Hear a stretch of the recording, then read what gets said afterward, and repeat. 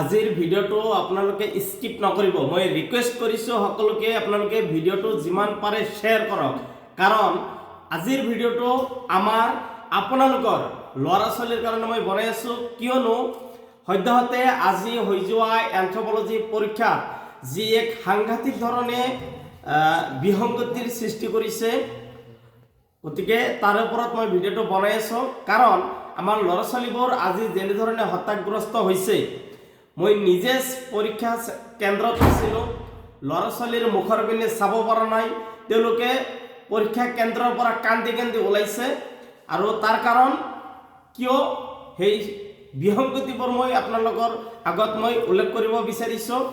আৰু ভিডিঅ'টো এইকাৰণে শ্বেয়াৰ কৰিব যাতে আমাৰ অসমৰ ঊৰ্ধ্বতম কৰ্তৃপক্ষ অৰ্থাৎ শিক্ষা বিভাগৰ ঊৰ্ধ্বতম কৰ্তৃপক্ষলৈ যাতে ভিডিঅ'টো গৈ পায় আৰু ইয়াৰ এক বিহিত ব্যৱস্থা কৰে আৰু আমাৰ ল'ৰা ছোৱালীয়ে যাতে এটা ফল বা এটা ভাল খবৰ লাভ কৰিব পাৰে। ইয়াতে মূল কথাটো হৈছে এটা কথা কৈ ল'ব লাগিব যে এই থিয়ৰী এক্সামৰ আগতে এন্থ্ৰপলজি প্ৰেক্টিকেল এক্সামৰ কাৰণে আৰু এটা বিসংগতি আৰম্ভ হৈছিল যে এই এক্সামটো লোৱাৰ ক্ষেত্ৰত ইণ্টাৰনেল লাগিব, এক্সটাৰ্নেল লাগিব। আকৌ আহিল যে অকল ইণ্টাৰনেলেই এক্সটাৰ্নেল ইণ্টাৰনেল দুয়োজনেই হৈ যাব।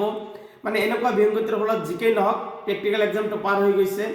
আৰু আজি এই এন্থ্ৰপলজি পৰীক্ষা থিয়ৰী পেপাৰ আছিল আৰু ইয়াতে যেতিয়া আমি গেটত ৰখি আছিলোঁ, কিয়নো আমি ল'ৰা ছোৱালী বহুত ভালকৈ আমি শিকাইছোঁ, তেওঁলোকে ধুনীয়াকৈ পঢ়ি আহিছে আৰু 95+ পোৱা ষ্টুডেণ্ট আমাৰ আছে। আৰু তেওঁলোকে যেতিয়া কান্দি কান্দি গেটৰ পৰা আহি ডাইৰেক্ট মানে ওচৰত মুখ দাঙিব পৰা নাই, তেতিয়া মই নিজে মোৰ চকুলো ওলাই গৈছে আজি।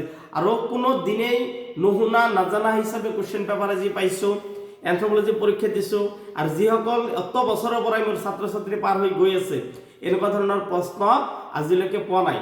গতিকে এটা মূল কথাটো কৈছোঁ মই যে যিগৰাকী ব্যক্তিৰ দ্বাৰা বা যিগৰাকী বিষয়াৰ দ্বাৰা এই শিক্ষা বিভাগে হায়াৰ ছেকেণ্ডেৰী লেভেলৰ এই এন্থ্ৰপলজি পেপাৰখন তৈয়াৰ কৰিছে, সেইগৰাকী ব্যক্তিৰ সম্যক জ্ঞান নাই, সাধাৰণ জ্ঞান নাই এই হায়াৰ ছেকেণ্ডেৰী চিলেবাছৰ ওপৰত। যাৰ কাৰণে আপোনালোকে জানি আচৰিত হ'ব যে ফাৰ্ষ্ট ইয়াৰৰ পৰা 24 মাৰ্কছ এলাবেচা কথা নহয়, 24 মাৰ্কছ ফাৰ্ষ্ট ইয়াৰৰ পৰা কুৱেশ্যন আহিছে।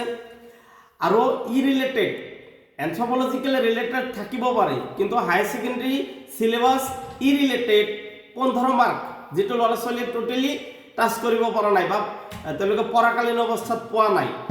আৰু আটাইতকৈ বেয়া লগা কথা হৈছে যে এন্থ্ৰপলজিকেল যিবিলাক ৱৰ্ড আছে এই প্ৰশ্ন কাকতত সেই ৱৰ্ডবোৰ ইয়াৰ সৎ ব্যৱহাৰ কৰা নাই। তাৰ কাৰণ মই আপোনালোকক আগতে ভিতৰুৱা কথা এটা দেখাই দিব বিচাৰিছোঁ। আপোনালোকে এই বস্তুটো চাব, এইটো অলপ জুম কৰি দেখাই দিয়া। এইটো what is cylindrical hammer technique, এইটো যিটো কুৱেশ্যন আপোনালোকে দেখিব পাৰিছে। তো ইয়াৰে অসমীয়া টাৰ্মটো হ'ব গোটা হাতুৰী কৌশল, কিন্তু প্ৰশ্ন কাকতত আহিছে নলাকাৰ হাতুৰী কৌশল। গতিকে কওক, ল'ৰা ছোৱালীয়ে পঢ়িছে গোটা হাতুৰী কৌশল, পৰীক্ষা পেপাৰত আহিছে নলাকাৰ হাতুৰী কৌশল। হাতুৰী কৌশল ঠিকেই আছে, শিল হাতুৰী আছে, গোটা হাতুৰী আছে, গতিকে কেৱল হাতুৰী বুলি লিখিলেই নহ'ব। গতিকে নলাকাৰ শব্দটো তেওঁলোকে কোনো দিনেই পোৱা নাই। আৰু ইয়াতে এটা কথা ক'ব যে ইংলিছত ঠিকেই আছে টাৰ্মছটো।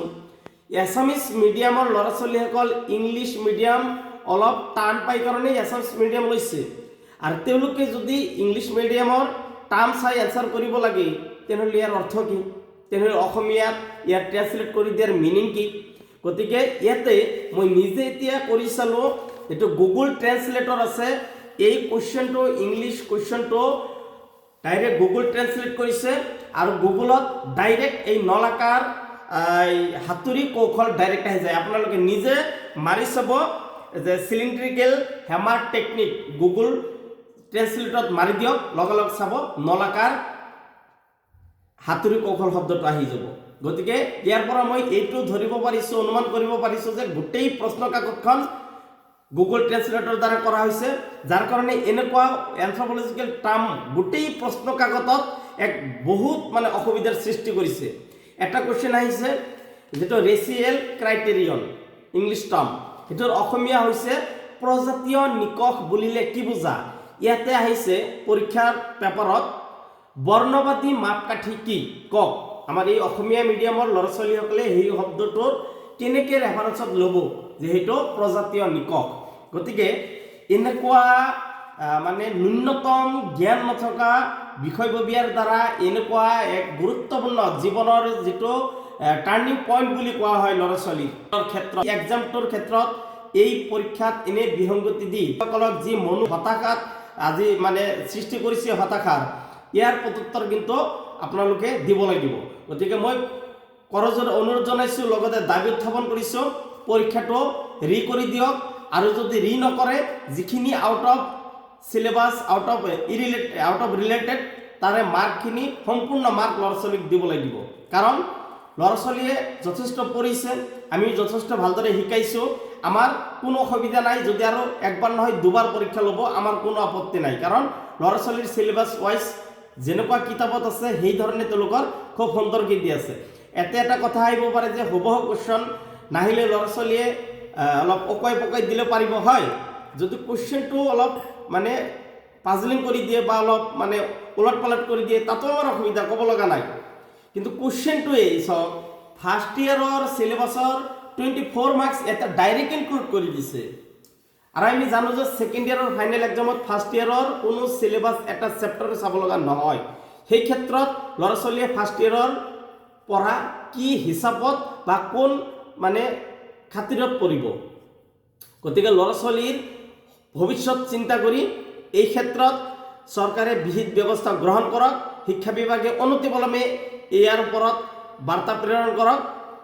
আমাৰ ল'ৰা ছোৱালীসকল যেহেতু অনাগত দিনবোৰত আৰু বহুত গুৰুত্বপূৰ্ণ ফিজিক্স কেমেষ্ট্ৰি বায়'লজি বেছি গুৰুত্বপূৰ্ণ বিষয়বোৰ সন্মুখত ৰৈ আছে।